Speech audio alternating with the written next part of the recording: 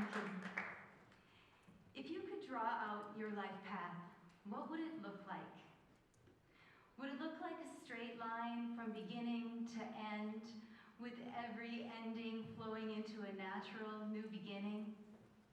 Would it look largely like a straight line with a few detours and roundabouts and shortcuts here and there? Would it look like a maze that you're just trying to get to the center and you don't always know which way you're going, and sometimes you have to go backwards in order to go forwards? 6 years ago, when I started this book in 2014, if I would have tried to draw my life path, I would have drawn separate islands for all of the stories of my life, because I couldn't see how they all connected together. It was a very confusing time in my life, because several ventures of mine that had been very important to me ended unceremoniously, and my ego would have told you very unfairly. I was confused about what my purpose was, and I'd always been a very purposeful person. And to have lost that desire, to have lost that motivation, was scary for me. My skill set wasn't exactly transferable. If I wasn't teaching yoga, I don't know anyone else who would have cared that I knew the alignment for Adho Mukha Svanasana. And if I wasn't offering Ayurvedic consultations, then grabbing people's wrists to tell them their Ayurvedic dosha might not have been welcome either. I briefly considered going back into the corporate world, but 20 years ago, my husband and I made a decision that I would stay home with the children and he would continue climbing that corporate ladder. It was the right decision for our family, no doubt about it, but probably as some women in here know, the further away you get from a decision like that, the harder it is to go back. And I didn't really want to do that anyway. It didn't work out so well for me the first time, as I write about a little bit in this book. So that wasn't really an option either. I was also at the crossroads of a traditional midlife crisis, wherein my children were growing up and didn't need me so much anymore, except for maybe as chauffeur, and even that was starting to diminish. And my husband was continuing that trajectory that we had put him on all those years ago, and had a whole wealth of social circles that he belonged to that didn't include me. Meanwhile, my social circles had sort of dissolved when my ventures dissolved, layering on a sense of loneliness on top of my confusion. Needless to say, it was a little bit of a scary time for me. I was very lucky to have met a spiritual guide at this time. And she took a look at this same life that I felt so much fear around, and she saw beautiful opportunity. For what better opportunity can there be in our lives when we're wearing no skins, when we have no identity that we need to speak for or represent, when we have no roles or expectations or no one waiting for us to show up somewhere? All of a sudden, that fear that I had had dissolved, and in its place, I felt a sense of great freedom and opportunity. And so I asked myself, what is it that I really want to do with this opportunity? And I wanted to write a book. And it was right there. It was as if it had always been there. I think I wanted to write a book since I was a child. And I read books and loved them so much. And I think I could always visualize my name on the cover and my picture on the back. But it was one of those dreams that got pushed down and set aside through all the busyness and the stuff of life. But there it was, in this space of emptiness, to write a book. And I had the support of my family, and I had the time. So then the next step was what kind of book to write. And logically, I decided I would write self-help. I mean, it made a lot of sense. I thought that would be the cherry on top of the sundae of my decade plus of studying yoga and healing. It seemed like it would be the perfect bow that would tie things up. But strangely, logic was not my partner at this time. Instead, it was intuition and feeling that needed to guide me through this, because when I tried writing self-help, I felt nothing. What I decided I wanted to write is I wanted to write my stories. These stories that seemed like islands. I wanted to see if there was more there than what it seemed like on the surface. So that's what I did. I started to just write my stories and hope that at some point they might connect, because I knew one thing about writing a book. I didn't know much at the time. I've never done it before. But I knew one thing. I would need a beginning and a middle and an end. I was going to need some kind of a theme that would carry it through. I would need some connective tissue or a through line, something that I didn't see at that time. But again, trust and faith were my partners. So what I did is I started working on all of my stories individually. I just kept them in separate Word documents since I didn't know how they might connect. In the beginning, I thought I would just write some of my safe stories, the ones that I thought I was comfortable sharing. But as this process went on, and as I started to see some of the healing that was happening through writing these, I started to decide to share even more stories, and some stories that I never, ever thought I would tell. And it was profound, this experience. I'd done a lot of healing in my time with yoga. I was more surprised than anyone how much healing there was available through this process. It surprised me. But it wasn't easy, because what happened at first is, with a lot of these more difficult stories, it's like you're reliving them. I would feel re-traumatized. I would feel re-triggered. And it's not like my stories are super traumatizing. It's just that you're back there in that time. I'm a 7-year-old girl getting yelled at by my uncle. I'm a young adult being shamed by my boss, and it's happening again now in my body. And I'd walk back downstairs and rejoin with my family, and I was still stuck in some other place.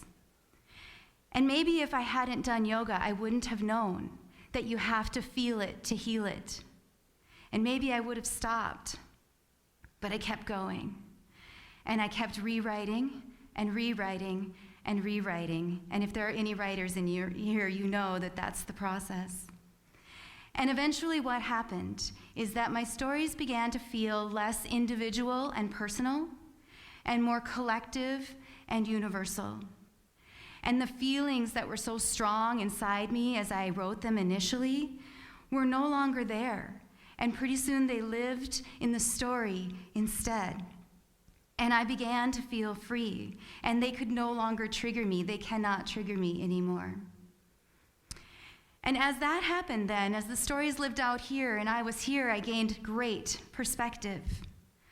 I gained different perspective from different places in my own wisdom, in terms of something that looked maybe out of line when I was younger. Now I could see how I was just starting to develop my courage and my voice.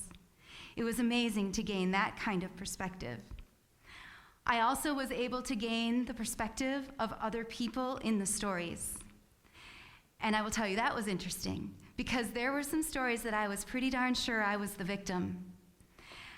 Turn it around a little bit, look at it from another point of view, and I could see how I was also playing perpetrator. This might have been scary too, except for it opened up the door to tremendous forgiveness, acceptance, gratitude, and again, just more healing. And healing allows us for growth and learning and evolution. The other perspective that I got as I gained this distance was that of my soul. This book is called Embodying Soul. And I don't use the word soul in here as a metaphor or as a literary tool. My soul in here is an actual character who you meet in the soul realm as she's packing for this life. And she's deciding what it is that she wants from this life. And in writing the story of my soul in the soul realm, I got to ask and answer questions that I really wanted to, such as, was my soul disappointed in me? Had I missed a turn? Was I failing my soul in some way? What kind of life was it that she really wanted to live? And I learned this my soul wanted nothing more than a life filled with wonder and adventure and passion. And she wanted all of that to be led by our own powerful, endless curiosity, who is also a character in this book, a wild wolf who also made the back cover. Because she knew that as long as we were being led by our curiosity, life would be inclusive of the wonder and the adventure that she longed for. I also learned that my ego was completely incorrect, that life needed to be some kind of a straight line. I learned that she loved the colorful way that we moved from one role to the next to the next. I learned that this was exactly the kind of life that she wanted to live, and that if she were to draw my life path, she would draw it like a snake, moving from skin to skin to skin with fluidity and joy. Finally, from this perspective, I understood what the through line was that connects all of my stories together. And that is that this book, my life, is a story of a woman learning self-love. It is me coming to learn the importance of loving oneself completely and fully. It doesn't have to all be this perfect straight line. It can be a little bit messy. And I learned self-love through getting to better embrace and acknowledge my own fear, my own guilt, shame, my anxiety, my depression, my very powerful anger, and by also coming to know better my gratitude, my contentment, and my ability to give and receive joy. All of whom are also characters in the book. So the story that I want to read for you today is a story from the very first time that I was introduced to the power of self-love. At this time in the book, I was knee-deep in my search for truth through spirituality, and I was studying with my second teacher. This chapter is called Consuming Love. My next yoga teacher, Tara, was so free and fluid in her own body that simply watching her demonstrate poses was a form of meditation. I noted that while Marianne's teachings were like staccato piano, light and quick, Tara's teachings were like the large djembe she played, earthy and rhythmic. But as with Marianne, I sensed her authenticity and instinctively trusted her. While other teachers flaunted big poses and challenged students to lunge deeper and press up higher, Tara modeled how to move slower and feel deeper. Despite fear's warnings that Tara was a pagan sorceress disguised in yoga pants and a peace t-shirt, I wanted to experience more of what she offered. So one day I approached her with a mixture of reverence and apprehension and asked if she would take me on as a private student. She beamed. In that moment of choice and trust and intuition, I knew, without yet knowing how, that my search for truth was going to lead me even deeper into the spiritual world. Once a week for a year, I studied yoga with Tara at her home, including yoga philosophies, great yogic texts, and teachings of the great masters. When we practiced asanas, yoga postures, we took time to investigate, feel, and yield. 20 minutes with Tara, breathing, moving an inch at a time, breathing more, was the slow, gentle panacea for my body that had rarely known such care, acceptance, and compassion. With her, life became kinder and more expansive. In the safety she provided, I unraveled more layers of crusty mummy wrappings that had kept my voice and movement in the world stiff, muted, and careful. I confronted and spat out my deepest feelings, beliefs, doubts, and ideas. No matter how often I cringed at my humanness, admitted my shortcomings, or counted my many mistakes, she never mocked or criticized me. As if I had been flying high in my own personal hot air balloon of perfectionism and denial, She brought me down, one dart of compassion at a time, so my feet touched the earth for a moment and I felt whole. As part of our year together, Tara also assigned me homework. Sometimes it was a book to read, or a breathing practice to explore, or a mantra to try. But once she assigned me the hardest homework of my life, to look in the mirror and repeat, "I love you." If I couldn't say it out loud, I was to whisper it. Up to this point, whenever I had looked in the mirror, I had noticed my imperfections. And now, I'd also just cut my hair short, despite my hairstylist's warnings that with short hair, there would be nowhere to hide.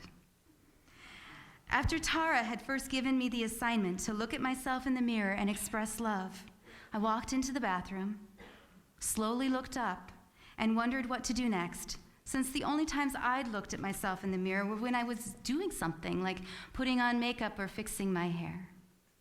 Just staring at myself felt weird, so 3 seconds later, I walked out. However, after some time passed, I tried again and noticed bright blue eyes sparkling with wit, a smile that hinted at wisdom waiting to be unearthed, and a woman with the potential to nurture herself and others. I saw all that was soft, yielding, and unconditionally loving about myself and embraced these aspects. And then I laughed with that woman in the mirror, seeing for just a moment a light in my eyes that transcended this world. But along with that light, I was also aware of a shadow aspect, how impatient, insecure, defensive, condescending, or judgmental I could be. While I could see the value in Tara's efforts to get me to more fully experience my emotions at that time, I wasn't yet ready to allow them to play any legitimate role in my life.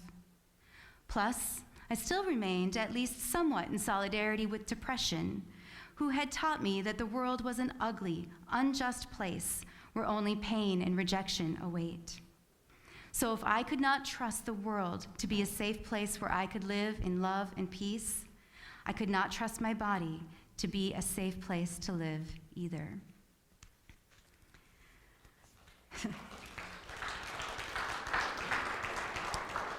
So clearly, I had a long way to go still with my practice and my journey to self-love. But this was a beginning, and it was a potent beginning, one that I continued to build on as the years went by.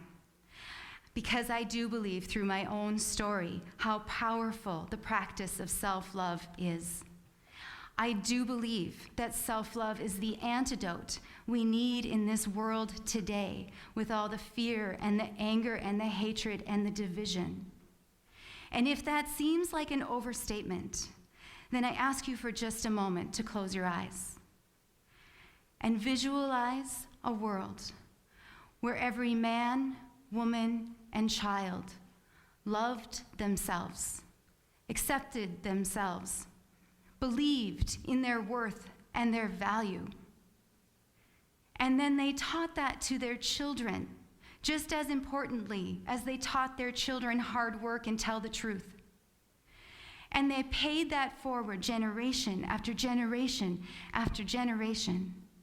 And imagine what kind of world we might live in. And if it seems self-indulgent, then I ask you to remember what all of the spiritual teachings tell us, that we are all one. We are all connected, and what is done to one is done to all. A pebble thrown into a pond will ripple and have effects long after that original action. Because what is here is elsewhere, what is not here is nowhere, as above, so below, as within, so without. This is the truth of our reality. When we are in pain or suffering, we are more comfortable seeing pain and suffering in the world. We'll tolerate it because we are experiencing it here. But if we are experiencing love in here, we will not tolerate a world where people are in pain or suffering.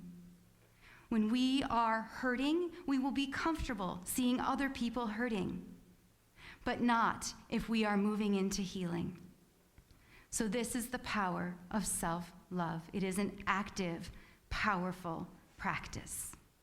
And I think that there are particularly 3 ways that we can work on our practice of self-love. Number 1 is self-acceptance. Carl Jung said the most terrifying thing is to accept oneself completely. And I definitely agree with that. I know that's what was happening for me in this story. It was a little bit easier for me in this story to accept my light. It was very challenging for me to accept those shadow sides. For some, it's the other way around. They easily accept the negative parts of themselves, and they don't so easily accept their beauty and their light. But either way, it's not the whole truth. It's not full self-acceptance. Self-acceptance means shadow and light. It also means accepting our ego as a journey in this lifetime, not only soul. I learned that from my soul. She did not come here to this life to push aside my ego and say that it's her way or the highway. We're here as partners. We're here together. She joined here with my ego because of what they can learn together. Self-acceptance is also about learning to accept our emotions, all of them, even the most difficult emotions. Because emotions are not adversaries in our life. They are companions. They are messengers.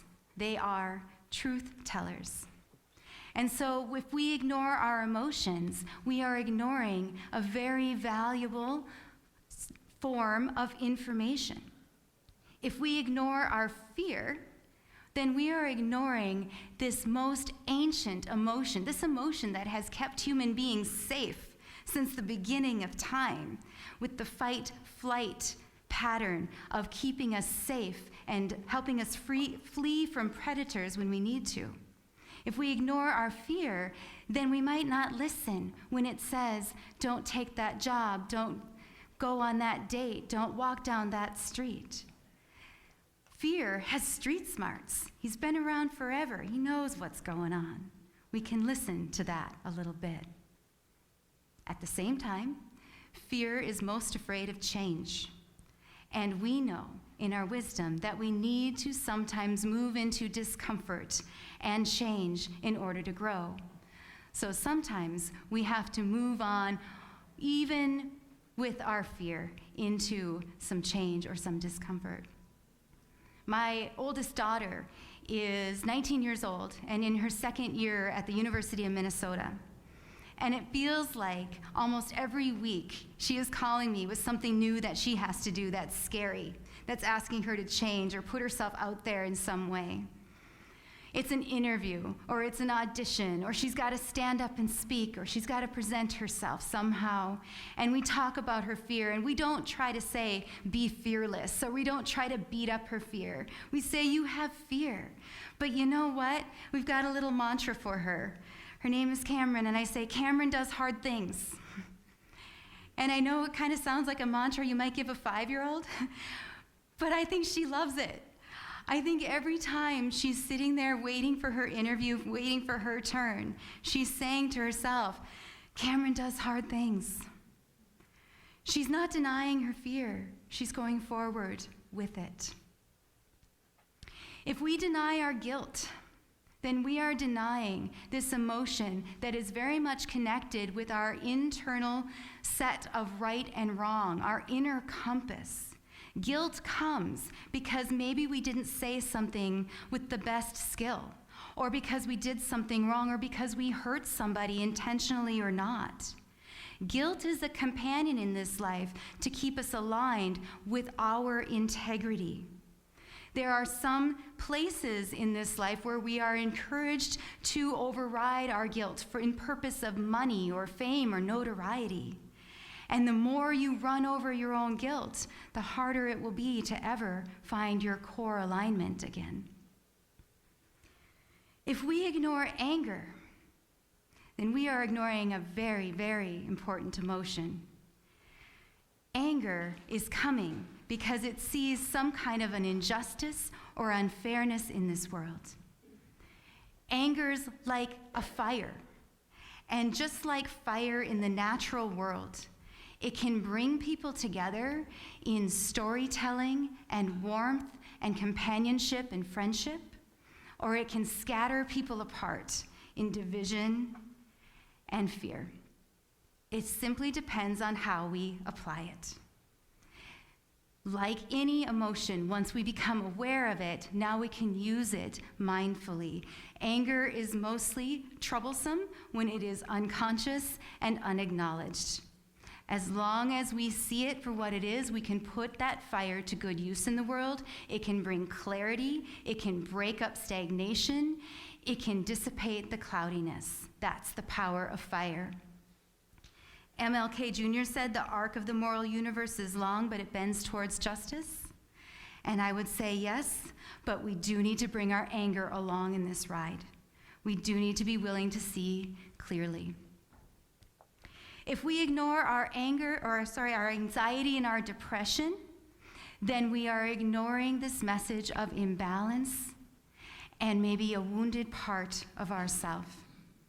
We can't ask or receive the help that we need until we are first willing to acknowledge that we have anxiety or depression. I tried for a very long time to say I don't have depression, not me, no way, couldn't happen. But it wasn't until I finally said, yes, I do, that I was able to ask for and receive the help and support that I needed. The second piece of our self-love journey to go along with self-acceptance is self-compassion. And they really are a partnership, because the more you're going to accept of yourself, the more you're going to need a container to hold it all in. Compassion is like a great big giant container that can hold all kinds of truth about ourselves, about this world, about others. As we develop our own compassion for ourselves, we also develop it for others more easily. Then maybe we won't say things like, I would never do that, because how can we possibly know how we behave in a certain set of circumstances, given a certain background and a certain constitution? Compassion at least gives us that understanding of what it is to be human, of our whole collection of fallacies and mistakes and idiosyncrasies and personality quirks, which a friend of mine and I just renamed personality perks because we thought that sounded a whole lot better. Kristen Neff, who studies self-compassion, says, being human is about being as life creates you, and that includes everything. The third part of our journey to self-love is self-trust. This was also a big part of my journey in this story, because ever since I was a child and growing up, I deferred to outer authority very naturally. I was very willing to give my personal power away to other people for them to tell me what I should think or what I should do. It took a very long time for me to learn that I do have the answers that I'm seeking. It helped because I had some teachers that refused to take my personal power when I tried to give it to them. I would say, here, you tell me what to do, and they would say, no, you know the answer. This is why I think when I go to see spiritual guides now, or a tarot reader, or a psychic, I see it as a partnership. I'm going because I do know the answers to the questions that I have, but I'm not quite clear on it. So I go to them and I let my body speak, I let my energy speak, I let my words speak, and they mirror it back to me in a way that I can see more clearly, that makes more sense. Even when I am confused, sometimes I'll do a tarot spread for myself, and all I see it as is me communicating with me. Just another way of understanding what it is that I already know. So I love to tap into all of these different modalities, but I always go knowing that I am the final answer. This is really helpful because sometimes if I go, say, to a psychic and I get some information that doesn't feel right, then I can simply say to myself, that's not true. That was some kind of a misinterpretation or miscommunication.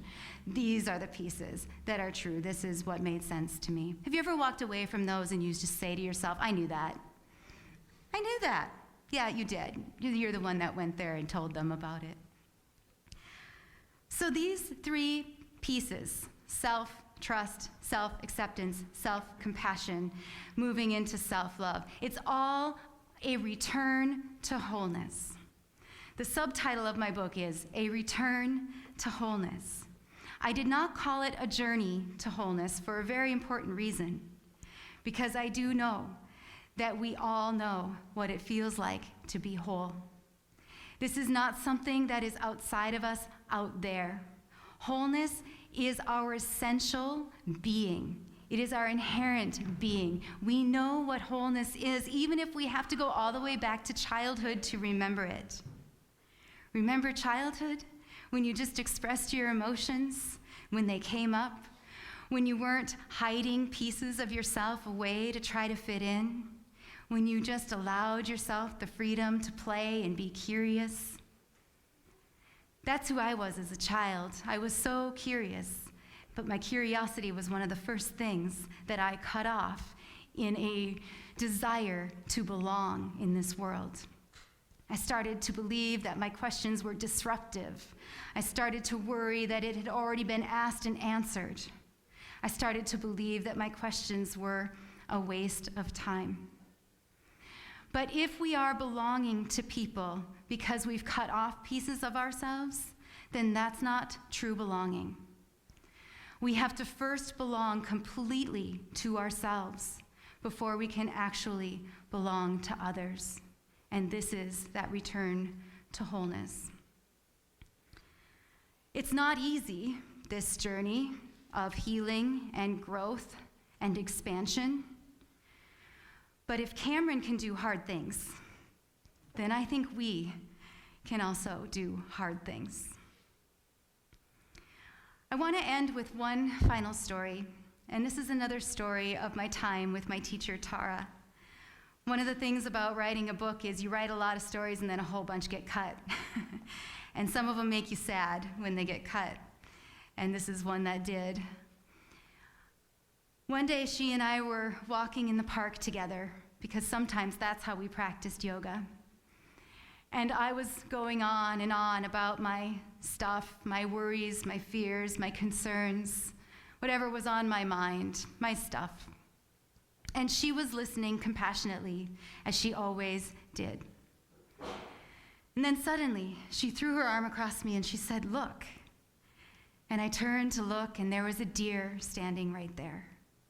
And we stopped and paused, and the three of us for a moment, just in this communion.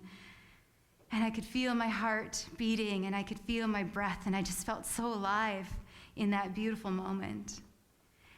And then the deer ran away, and we continued our walk, and Tara said, "We almost missed it." And I said, I understood the lesson in that moment. I understood the teaching. We get so caught up in our stuff and our busyness and our worries and our fears, we almost miss the beauty that is in front of us all the time, every single day, every single moment, right this moment. And so I want to remind you today to be present, to live your life from your wholeness, to reclaim all the pieces of yourself that you have cut off or denied along the way, to make this return to wholeness, to embody your soul and your emotions and your ego and all of it, and live your life as your soul wanted you to. In the words of the late, great Ram Dass, be here now and don't miss your life. Thank you.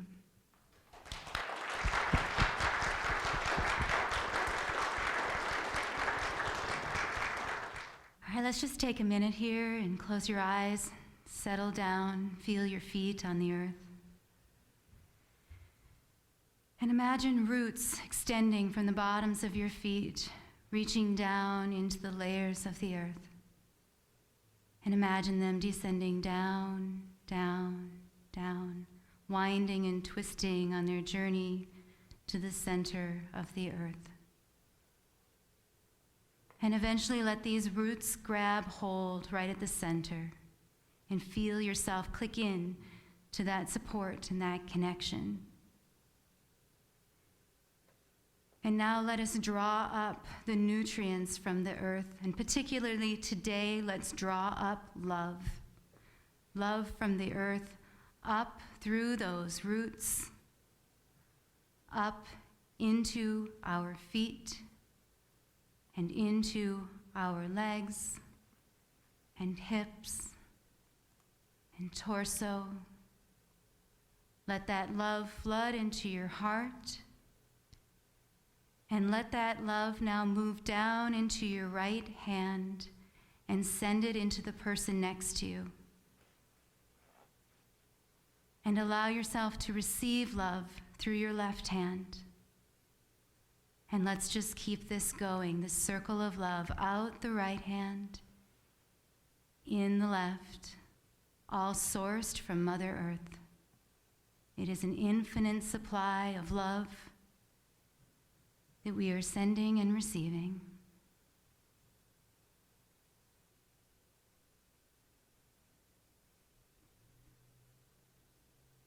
Filled now with love, let's return our attention to our hearts, and let's send this out to all beings everywhere. From this infinite source of love and from our powerful connection, send love to every single being on this earth, every animal, every plant, every tree, every human being. And then feel that love come back into you like a boomerang.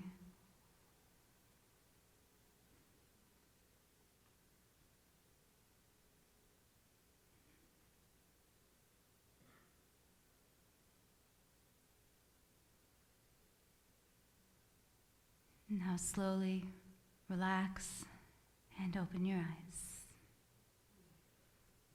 Thank you.